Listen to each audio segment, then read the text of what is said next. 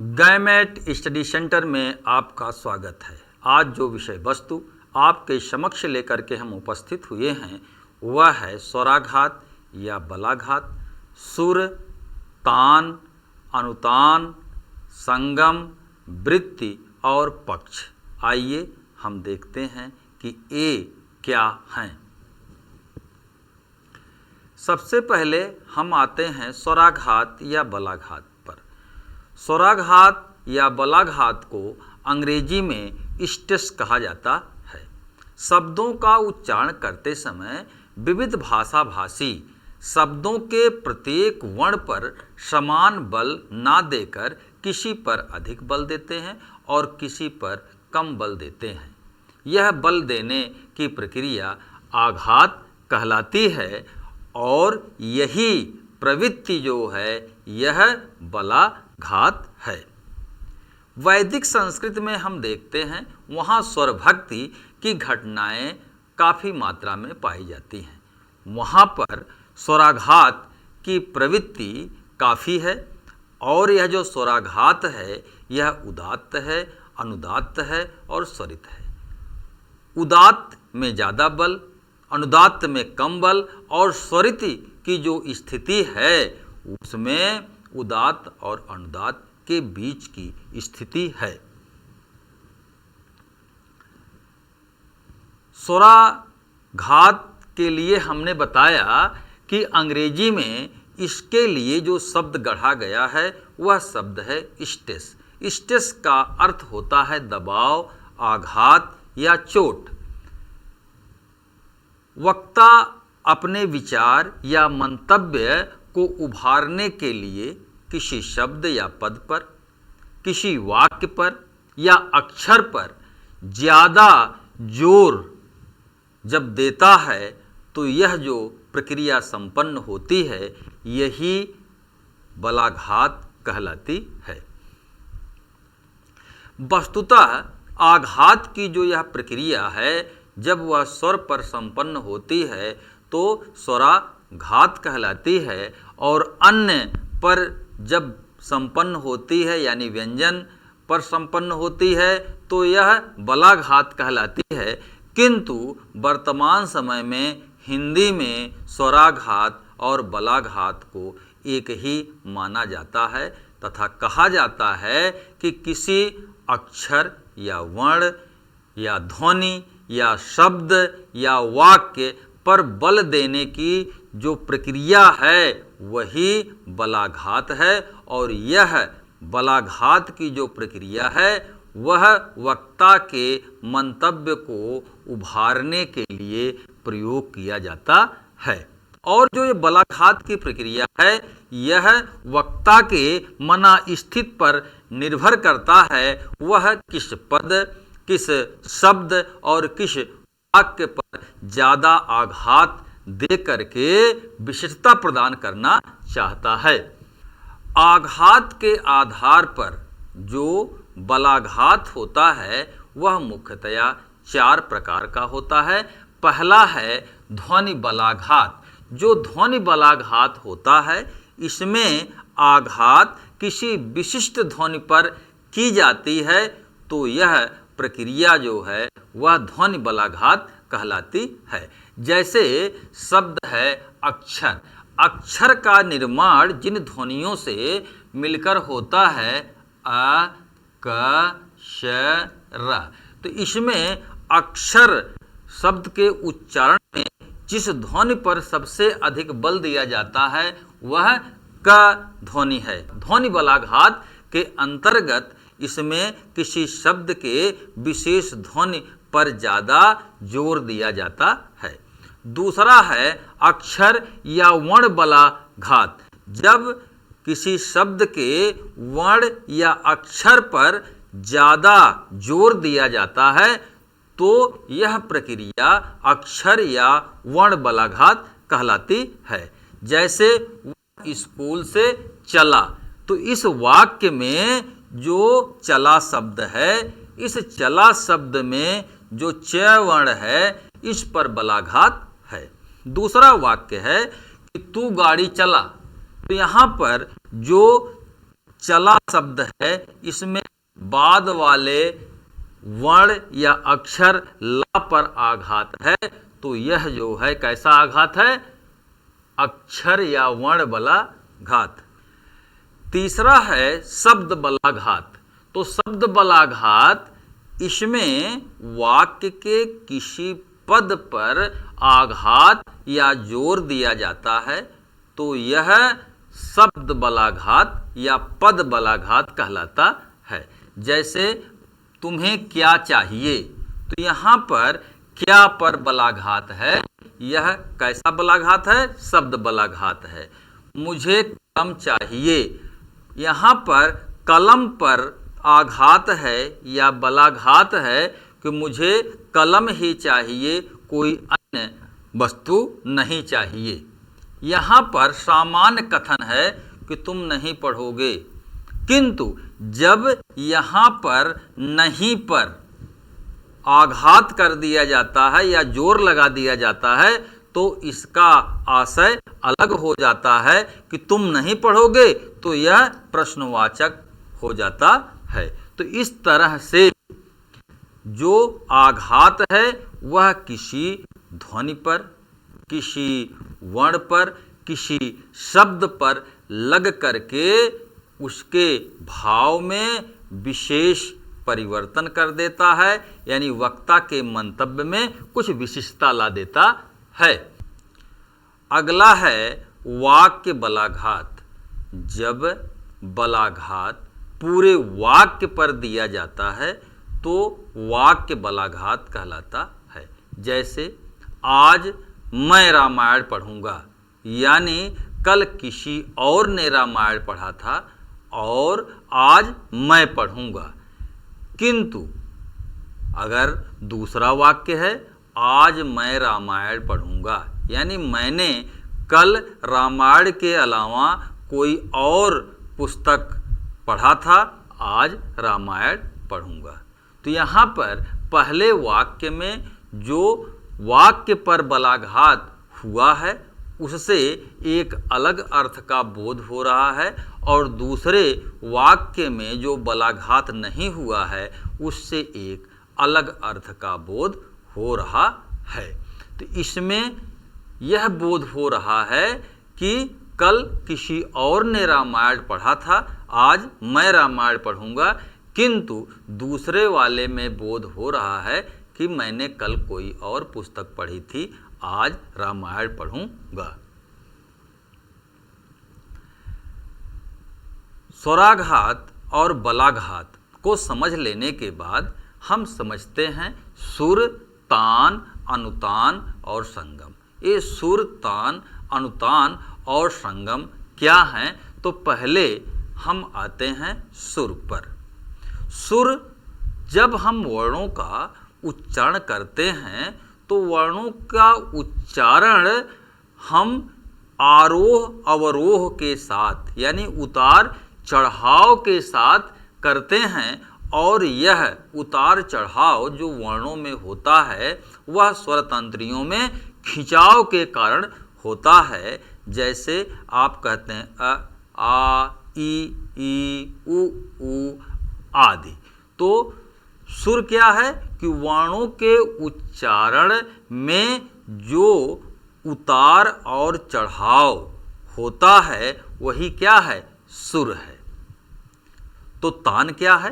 तो यहाँ पर तान, जहाँ पर वर्ण के स्तर पर उतार चढ़ाव सुर कहा जाता है, वहीं पर शब्द के स्तर पर, यानी शब्दों के उच्चारण करने पर सुर में जो परिवर्तन हो रहा है शब्द स्तर पर, तो वह प्रक्रिया क्या कहलाती है? तान कहलाती है।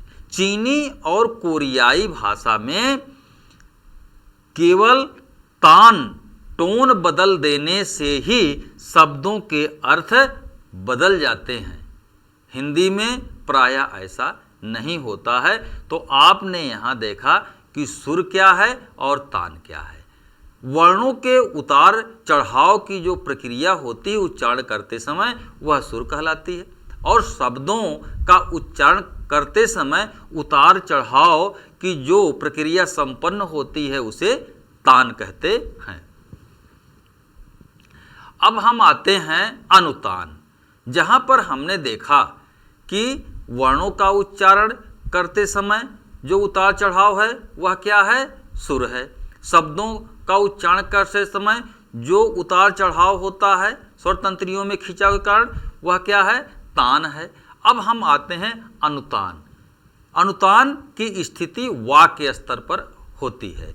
जब हम वाक्य स्तर पर आते हैं और वाक्य का उच्चारण करते समय अपनी ध्वनि या सुर में जो बदलाव करते हैं या फिर आरोह अवरोह करते हैं या फिर सुर को ऊंचा नीचा करते हैं, तो यह प्रक्रिया या यह ध्वनि की जो लहर होती है वही क्या कहलाती है, अनुतान कहलाती है। कुछ उदाहरण दिए गए हैं। इन उदाहरणों के माध्यम से आप समझ सकते हैं कि कैसे वाक्य के अर्थ में या भाव में थोड़ा बहुत परिवर्तन हो जाता है अनुतान के माध्यम से। जैसे एक सामान्य कथन है कि वह जा रहा है, हमने कहा वह जा रहा है, आपने समझा भी कि वह जा रहा है।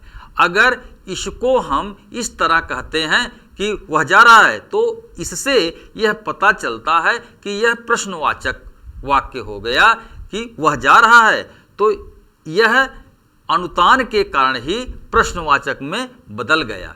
किंतु इसे यदि कहा जाए वह जा रहा है, तो इससे पता चलता है एक विस्मय का भाव व्यक्त होता है। तो इस तरह से एक ही कथन है कि वह जा रहा है, तो यहाँ पर यह सामान्य कथन के रूप में हो जाता है, यहाँ पर यह प्रश्नवाचक वाक्य के रूप में हो जाता है और यहाँ यह विस्मय बोधक वाक्य के रूप में प्रयोग हो जाता है। इस तरह से अनुतान में परिवर्तन यानी सुरों के उतार चढ़ाव का वाक्य स्तर पर जब परिवर्तन होता है या ऊंचा नीचा होता है, तो वह स्थिति क्या कहलाती है, अनुतान कहलाती है। और अनुतान के कारण ही वाक्य के भाव में थोड़ा बहुत परिवर्तन हो जाता है।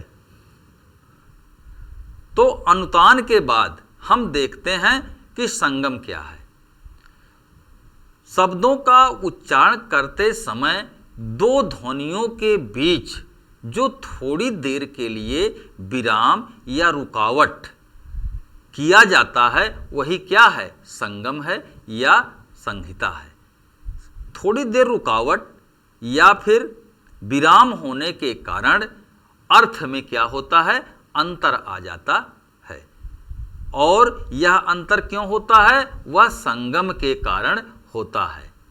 यानी पदों के बीच मौन विराम की जो स्थिति होती है वही संगम या संहिता कहलाता है। आप वाक्य के माध्यम से इसे अच्छी तरह से समझ सकते हैं। जैसे पहला वाक्य है कि राणा प्रताप का रण में देहांत हो गया।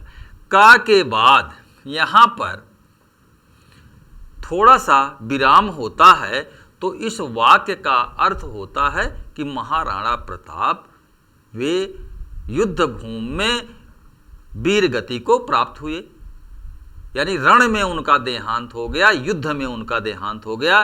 का रण जो वाक्य है, इसके बीच में का और रण के बीच में थोड़ा से विराम देने से इसका अर्थ एक अलग अर्थ निकलता है।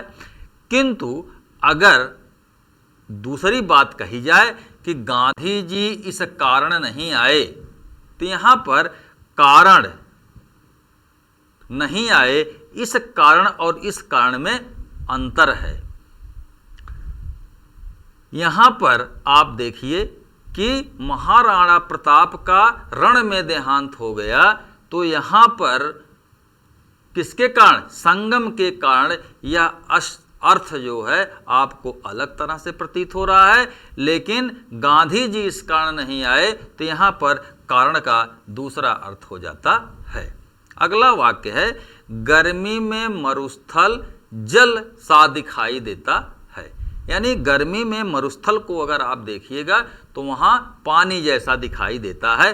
तो यहाँ पर जल सा जो के बीच में जो विराम आ रहा है यह संगम कहलाएगा। अगला कि विद्यालय में कल जलसा है, तो यहाँ पर इस जलसा का दूसरा अर्थ हो गया, क्योंकि इस जलसा के बीच में विराम या संगम नहीं है। तो संगम वह छोटा सा छोटा विराम है जो शब्दों के मध्य दो ध्वनियों के बीच में आता है और यह शब्द के अर्थ में क्या करता है, परिवर्तन कर देता है। तो आप अब समझ गए होंगे कि संगम क्या है।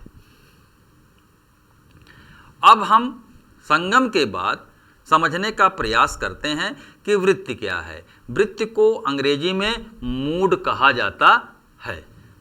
तो यहाँ पर क्रिया जो होती है या क्रिया का वह रूप जो वक्ता या लेखक के प्रयोजन या उसकी मनोवृत्ति को व्यक्त करता है, यही मूड्स कहलाता है। तो क्रिया के मनोवृत्ति या प्रयोजन को व्यक्त करने वाला जो भाव है वह क्या कहलाएगा, वृत्ति कहलाएगा, मूड कहलाएगा। और यह जो वृत्ति होती है यह काल निरपेक्ष होती है। काल निरपेक्ष कहने का तात्पर्य है कि इस पर जो है वर्तमान, भूतकाल और भविष्य काल का कोई प्रभाव नहीं होता है। ये जो वृत्ति होते हैं हिंदी में वस्तुतः छा होते हैं।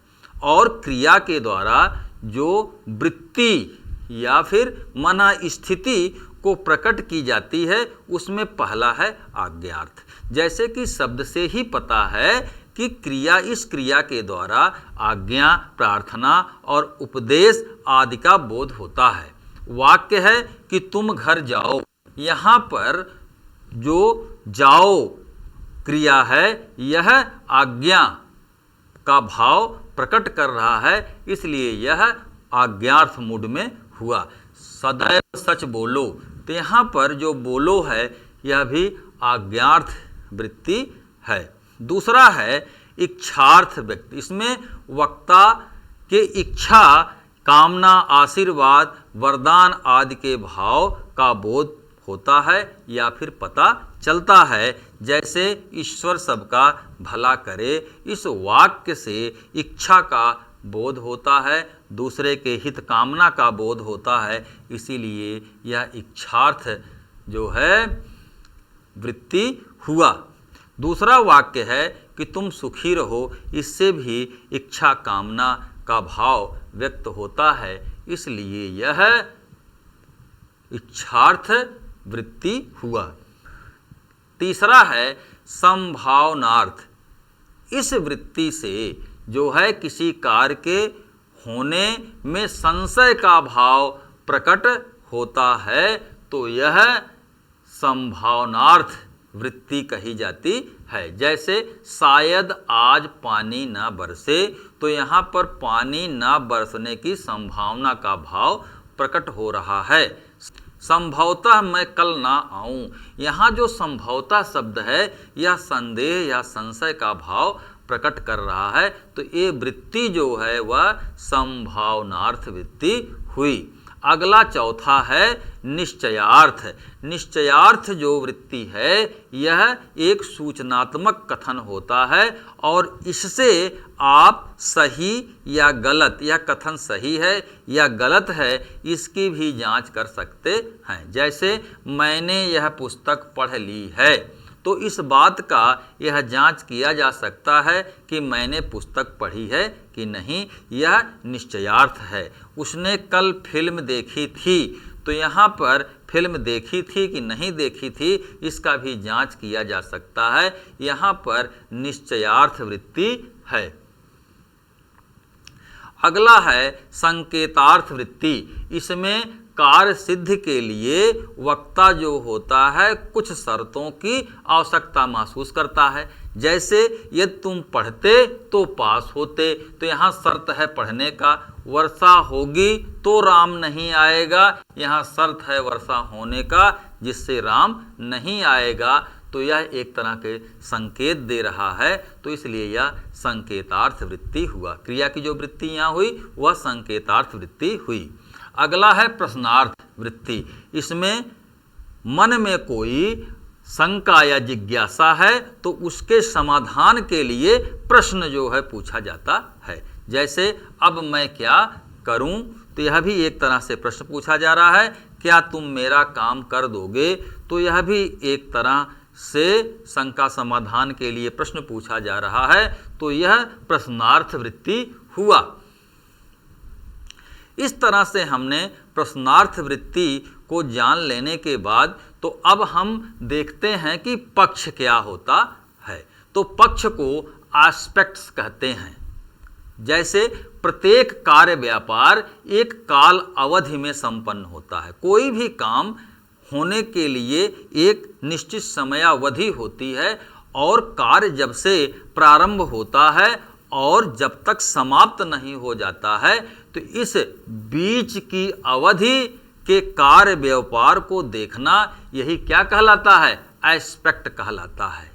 क्रिया के वस्तुतः दो पक्ष होते हैं। पहला होता है पूर्ण पक्ष और दूसरा होता है अपूर्ण पक्ष। जो पूर्ण पक्ष होता है इसमें क्रिया के पूरी तरह संपन्न हो जाने या क्रिया के पूरी तरह समाप्त हो जाने का ज्ञान होता है। जैसे मैंने पत्र लिख लिया है, यहाँ पर क्रिया के पूरी तरह से समाप्त होने का ज्ञान हो रहा है। तो यहाँ जो एस्पेक्ट्स है यह पूर्णता बोधक या पूर्णत्व बोधक पक्ष या एस्पेक्ट्स दिखाई दे रहा है। उसने पुस्तक पढ़ ली है, यहाँ भी काम समाप्त हो गया है, तो यह भी पूर्णता बोधक पक्ष है। सुरेश पढ़ चुका है, तो इस वाक्य में भी पूर्णत्व बोध हो रहा है, इसलिए यह पूर्णत्व बोध पक्ष हुआ।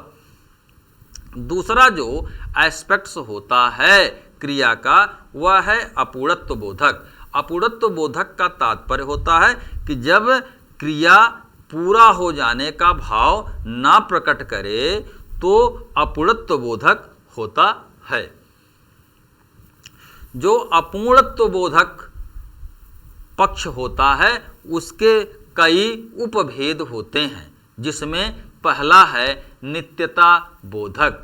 नित्यता बोधक का तात्पर्य है लगातार। यहाँ आप देखिए कि जब क्रिया सामान्य रूप से चलती रहती है और पूरी नहीं होती है तो वह नित्यता बोधक मतलब लगातार होता है। जैसे मोहन अध्यापक है, सुरेश डॉक्टर था। सुरेश के डॉक्टर होने की क्रिया और मोहन के अध्यापक होने की क्रिया सातत्यता से संबंधित है, इसलिए यह नित्यता बोधक एस्पेक्ट्स हुआ।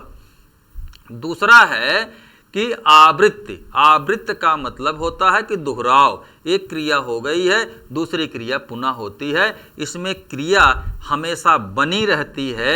जैसे सूर्य पूरब में निकलता है, तो यहाँ पर सूर्य पूरब में निकलता है, यह क्रिया आवृत्ति के साथ होती है। आज भी हुई है, कल भी होगी। श्याम स्कूल जाता था, उसके पहले भी गया था, उसके पहले भी गया था, यानी जाता था। यह भी आवृत्ति बोधक है। अगला है सातत्य बोधक। सातत्य का मतलब लगातार जो चलता रहता है। जैसे राम पढ़ रहा है, राम के पढ़ने का कार्य लगातार जारी है। सीता खेल रही है, तो यहाँ पर सीता के खेलने का कार्य लगातार जारी है, तो यहाँ पर सातत्य बोधक पक्ष हुआ। आरंभ बोधक पक्ष जो अपूर्णत्व बोधक पक्ष का एक उपभाग है, इसमें कार्य के प्रारंभ होने का ज्ञान होता है। जैसे मुझे नींद आने लगी, यहाँ पे नींद के प्रारंभ होने का ज्ञान हो रहा है, इसलिए यह आरंभ बोधक पक्ष है। गाड़ी जाने वाली है, तो यहाँ पर गाड़ी के शुरू होने का बोध हो रहा है, इसलिए यह आरंभ बोधक पक्ष हुआ। अगला है अभ्यास बोधक पक्ष। इसमें क्रिया के बार बार होने की स्थितियों का ज्ञान होता है।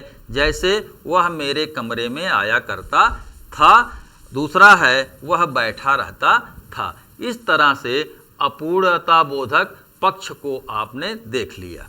अगला जो क्रिया के पक्ष है वह तीसरा है स्थिति बोधक। स्थिति बोधक पक्ष में यह ज्ञान होता है कि क्रिया की स्थिति क्या है। जैसे राम घर पर है, यह एक स्थिति का ज्ञान करा रहा है। यहाँ एक पेड़ था, यह भी एक स्थिति का ज्ञान करा रहा है।